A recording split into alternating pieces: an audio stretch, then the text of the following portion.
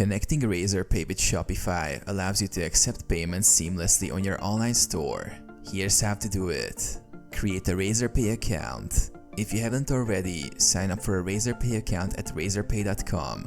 Complete the necessary KYC verification. Log into Shopify. Go to your Shopify admin panel and log in with your credentials. Navigate to Payment Settings. In the Shopify dashboard, click on Settings at the bottom left, then select Payments. Choose Third-Party Payment Provider.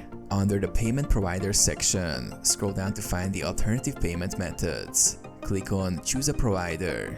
Select Razorpay. Search for Razorpay in the list of available payment gateways and select it.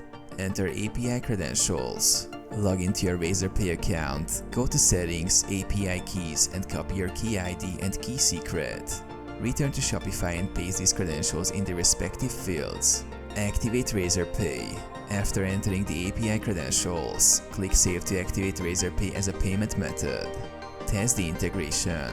Place a test order on your Shopify store to ensure Razorpay is processing payments correctly.